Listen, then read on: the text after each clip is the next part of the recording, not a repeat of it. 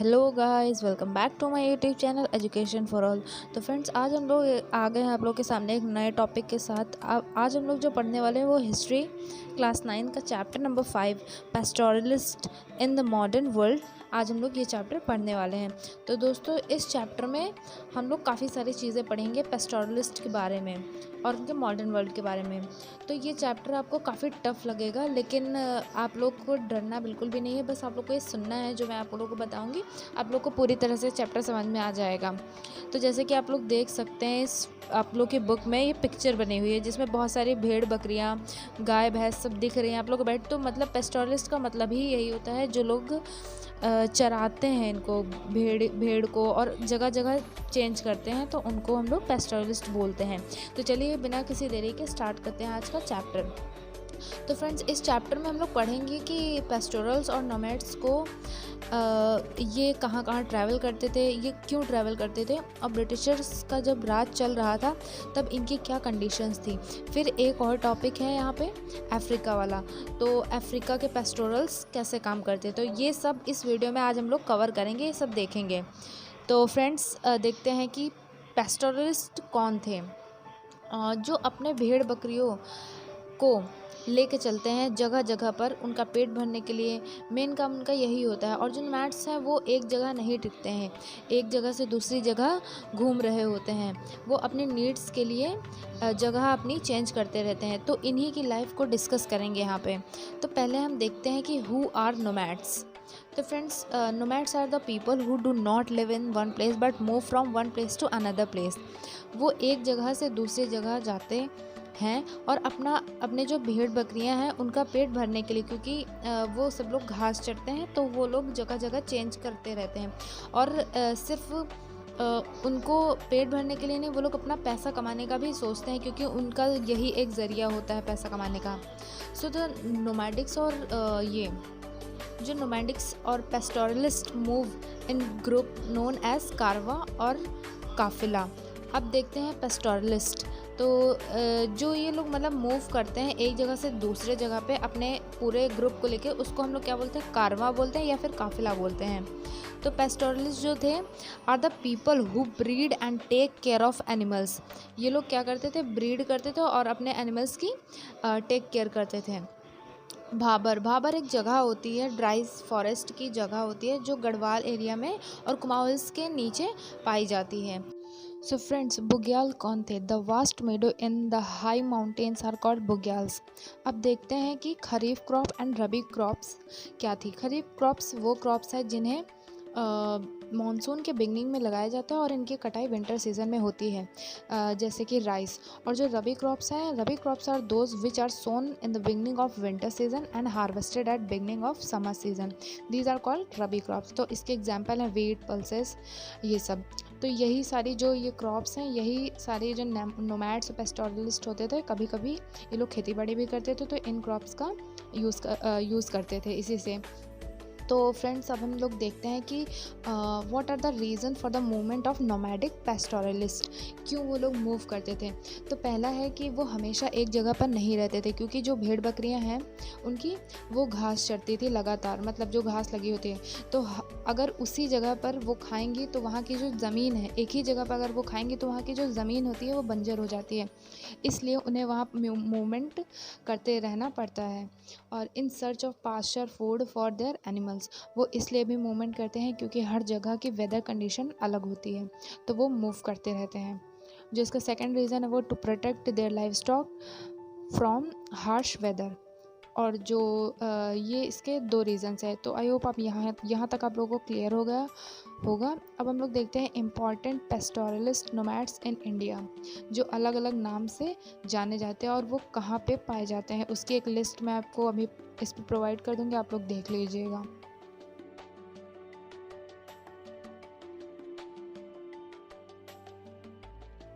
अब हम इनके बारे में देखते हैं। Movement of pastorals nomad in the mountains. तो सबसे पहले हम लोग जम्मू कश्मीर की बात करते हैं, जो गुज्जर और बकरवाल्स हैं उनकी। जो गुज्जर और बकरवाल्स हैं वो माइग्रेट करते रहते हैं 19th सेंचुरी में in search of pasture for their animals. जो गुज्जर और बकरवाल हैं वो गोट और शेफर्ड्स को चराते हैं ड्यूरिंग विंटर सीजन। और ये जो गुज्जर और बकरवाल्स है ये जम्मू एंड कश्मीर में पाए जाते हैं। During the winter season when the Himalaya was covered with snow.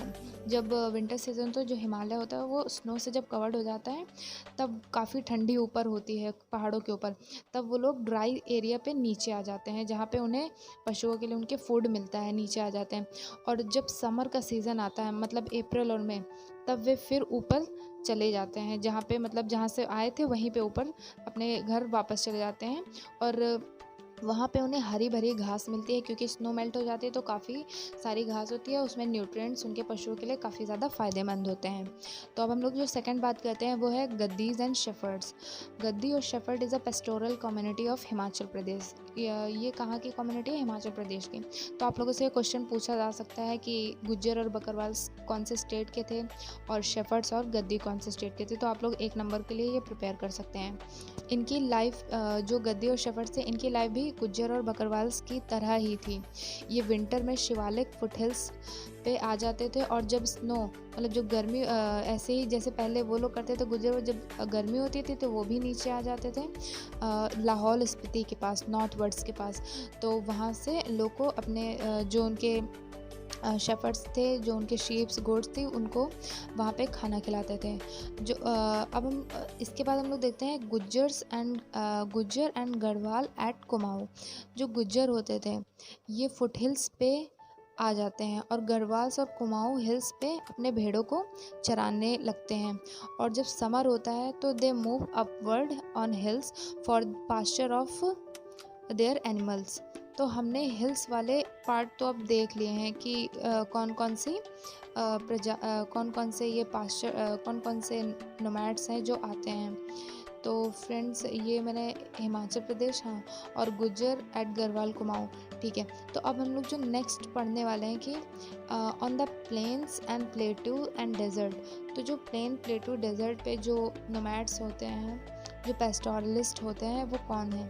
तो सबसे पहले यहाँ पे दिया हुआ है डांगर्स पेस्टोरल्स कम्युनिटी, जो महाराष्ट्र में पाई जाती है, जो कि shepherd, blanket weaver and buffalo herder होते हैं। ये सेंट्रल प्लेटू में रहते हैं महाराष्ट्र में। ड्यूरिंग द मानसून सीज़न ये बाजरा उगाते हैं और अपने बुफेलोस को चराते हैं। तो ये थे। और इन नवंबर में, जो नवंबर आता है तो ये कोंकण रीजन में शिफ्ट हो जाता है, मतलब वहाँ से दूसरी जगह चले जाते हैं और वहाँ पे फर्टाइल एग्रीकल्चर भी करते हैं। जो फार्मर थे वो वहाँ पे एग्रीकल्चर भी करते हैं और रबी क्रॉप्स उगाते हैं। The Gollas the Kurumas. तो जो कुरुबाज थे वो कर्नाटका एरिया में रहते थे। वो वहाँ पर शेप्स के हेयर्स को रेयर करके मतलब निकाल के उनसे ब्लैंकेट बनाते थे और सेल करते थे मार्केट्स में, इससे उन्हें पैसे भी मिलते थे। अब हम बात करते हैं बंजारास की। दो Banjaras are the nomadic groups which live in the village of Rajasthan and Punjab. तो ये राजस्थान और पंजाब में पाए जाते हैं और कुछ पार्ट में यूपी, एमपी, महाराष्ट्र में भी। ये अपने कैटल्स के साथ मूव करते रहते थे जगह जगह पर और for pasture for their animals. ये खेती भी करते थे कहीं कहीं पे। रायकास जो थे वो डेजर्ट एरिया में रहते थे, लाइक राजस्थान, क्योंकि राजस्थान में वहाँ पे पानी तो इतना ज़्यादा है नहीं, तो वहाँ खेती नहीं की जा सकती है। तो जहाँ पे ग्रास होती थी तो वहाँ पे वो लोग मूव करते रहते थे। अक्टूबर में ये मूव आउट हो जाते थे in search of pasture and water and then they return to their village during the monsoon season. और मानसून सीजन में वो अपने घर वापस आ जाते थे। एनिमल्स जो थे वो थे sheeps, camel, goat etcetera. And तो ये सारे आप लोगों ने ये इतने पढ़े। सो जो नेक्स्ट है वो है colonial rule and pastoral life. तो फ्रेंड्स हम बात करते हैं pastoralist under the colonial rule, मतलब जब ब्रिटिशर्स थे तब इनकी पेस्टोरल्स की क्या कंडीशन थी। सो जो पेस्टोरल लैंड्स थे उस टाइम पे वो एग्रीकल्चर लैंड में कन्वर्ट कर दिए गए मतलब कि जहाँ पे ये पेस्टोरल्स अपने भेड़ बकरी गाय भैंस चराते थे, उनको उन लोगों ने एग्रीकल्चर लैंड में कन्वर्ट कर दिया। तो जो ये सारे बंजाराज और ये सब जितने भी यहाँ पे मैंने आप लोगों को पढ़ाया, वो सब लोग जो थे, ये लोग क्या करते थे कि अब ये सोचते थे हम ग्रेजिंग अपने एनिमल्स को कहाँ कराएं। तो उनके एनिमल्स काफ़ी, क्योंकि फूड नहीं मिलेगा तो उनके एनिमल्स भी धीरे धीरे ख़त्म हो रहे थे। तो उन लोगों ने एग्रीकल्चर लैंड में उसको कन्वर्ट करा लिया और उससे वो लोग जो ब्रिटिशर थे वो पैसा कमाने लगे। बहुत सारे फॉरेस्ट एक्ट पास करवाए गए 19th सेंचुरी में, और इससे क्या हुआ कि पेस्टोरलिस्ट को सिर्फ परमिशन के बाद ही अलाउ किया जाता था वहाँ पे ग्रेजिंग करने के लिए, उस एरिया में ग्रेजिंग करने के लिए। और जो ब्रिटिश एडमिनिस्ट्रेशन थी वो चाहती थी कि नोमैडिक पेस्टोरलिस्ट को एक जगह ही सेटल कर दिया जाए, लेकिन वो एक जगह गुजारा नहीं कर सकते थे और उन्हें नाम दे दिया गया क्रिमिनल्स का, और उन्हें क्रिमिनल्स कहा जाने लगा। क्योंकि जो ब्रिटिशर थे वो कहते थे आखिर वो एक जगह पे क्यों नहीं रुकते, वो बार बार जगह मूव क्यों करते रहते, मतलब कोई चोरी करते होंगे, इसलिए इन लोगों ने उनका नाम क्रिमिनल्स रख दिया।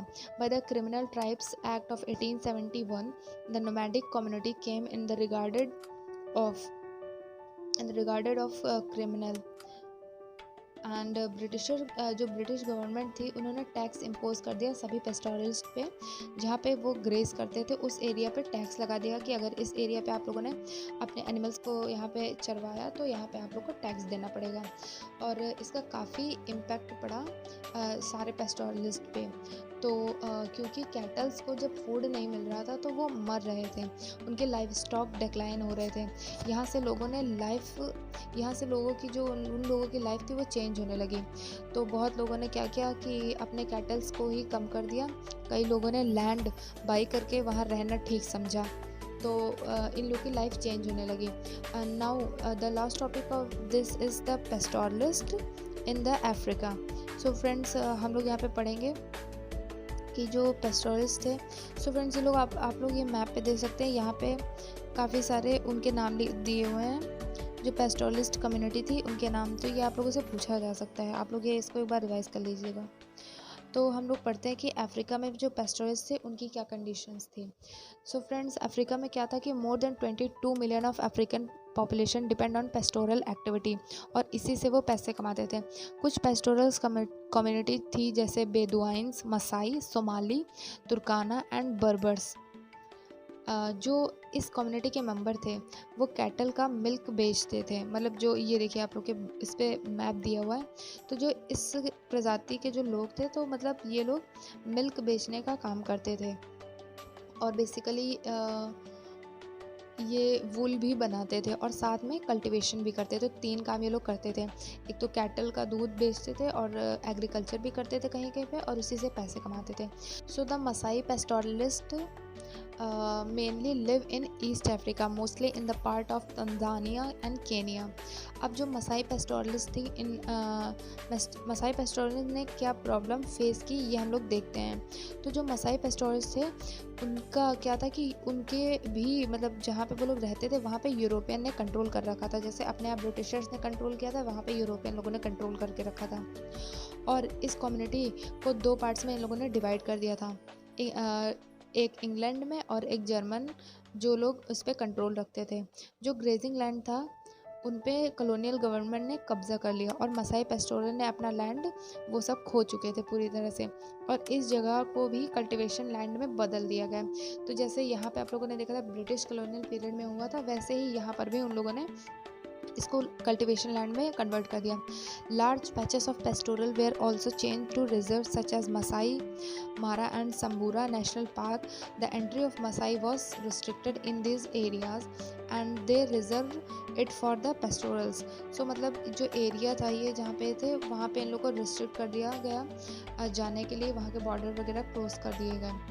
तो अब क्या था कि उनके कैटल्स, शेप, गोट वो सब धीरे धीरे मरने लगे क्योंकि उन्हें फूड नहीं मिलता था।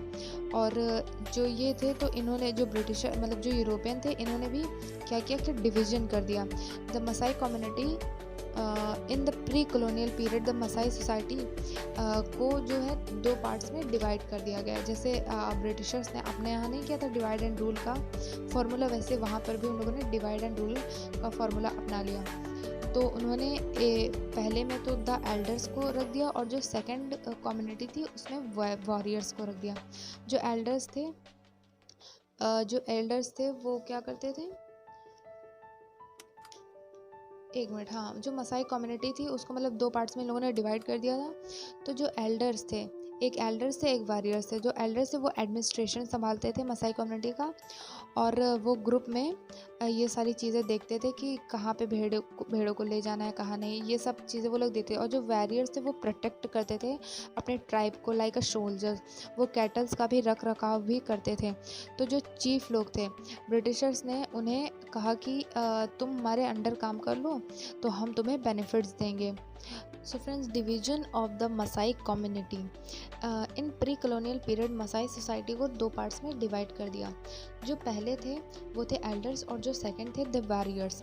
जो एल्डर्स थे वो एडमिनिस्ट्रेशन संभालते थे अपने ग्रुप का, आना जाना, लेन देन, ये सारा एडमिनिस्ट्रेटिव वर्क वो लोग देखते थे। और जो वॉरियर्स थे वो प्रोटेक्ट करते थे पूरी ट्राइब को लाइक अ सोल्जर, जैसे एक सैनिक प्रोटेक्ट करते हैं वैसे ही वो कैटल्स का भी रख रखाव करते थे कि बॉर्डर एरिया से बाहर ना जाए, और ये सारी चीज़ें वो लोग संभालते थे। तो जो चीफ लोग थे वो ब्रिटिशर्स ने उन्हें कहा कि मतलब तुम हमारे अंडर काम कर लो, हम इसके काफ़ी सारे बेनिफिट्स देंगे तुम्हें। ड्यूरिंग ड्रॉट, सूखे के दौरान वो लोग अपना सब कुछ खो देते हैं, क्योंकि अफ्रीका में आप लोग जानते हैं पानी की बहुत कमी है और वहाँ पे ड्राई एरिया है काफ़ी ज़्यादा। और वो टाउन्स में ब्रिटिश ने उन्हें शिफ्ट कर दिया, क्योंकि वहाँ पे ड्रॉट सीजन, तो उन लोगों ने उनको शिफ्ट कर दिया टाउन में। तो ब्रिटिशर्स ने यहाँ भी खेल खेल दिया और इन्होंने देखा यहाँ कि 2 कम्युनिटी हैं तो इन्हें भी एक ही में भिड़वा दो, मतलब डिवाइड एंड रूल का जो मैंने अभी बताया वैसे ही इन लोगों को भी इन लोगों ने भिड़वा दिया एक में ही। और कुछ लोग लाइक रिच और पुअर में डिफरेंसेस होने लगे, चीफ और एल्डर में भी डिफरेंसेस आने लगे। तो क्योंकि सब लोग अपने हिसाब से अपने आप को देखते थे, अपने आप को सुपीरियर मानते थे, और काफ़ी social changes in Maasai society में आने लगे। तो जो पहला चेंज था the traditional difference based on age between the elders and warriors, क्योंकि वो लोग एज के हिसाब से भी देखते थे कि डिफरेंसेस है, उनको समझने में भी शायद काफ़ी प्रॉब्लम होती होगी। And the second a distinctive between the wealthy and poor pastoralist developed. तो फ्रेंड्स, यहाँ तक हम लोगों ने देखा कि कितनी सारी कम्युनिटीज़ हैं हमारे वर्ल्ड में पेस्टोरल्स की, and variety of different ways by change in the modern world. New laws and new border affect the pattern of their movement, and with increasing restriction on their mobility, pastoralists find many difficulties in search of pasture। ये काफ़ी सारी problems in pastorals ने face किया, चाहे वो grazing को लेकर हो, चाहे वो मूवमेंट को लेकर हो, चाहे वो वेदर को लेकर हो। टाइम पे उन लोगों ने ये चीज़ें देखी, कहीं ड्रॉट आ जाता है तो कहीं पे काफ़ी ज़्यादा ठंडी होती है, तो वो लोग काफ़ी ज़्यादा इन्वायरमेंट पे भरोसा रखते हैं, मतलब कि जैसा इन्वायरमेंट होता है वैसे ही वो लोग मूव ऑन करते रहते हैं। तो फ्रेंड्स, ये चैप्टर यहीं पे एंड होता है, और आई होप आप लोग को ये चैप्टर समझ में आया हो। और अगर कुछ भी ना समझ आया हो तो कमेंट सेक्शन में आप लोग हमें कमेंट करके बताइए, और अगर वीडियो अच्छी लगे तो हमारे चैनल को सब्सक्राइब करिएगा। तब तक के लिए अपना ध्यान रखिएगा। Thank you.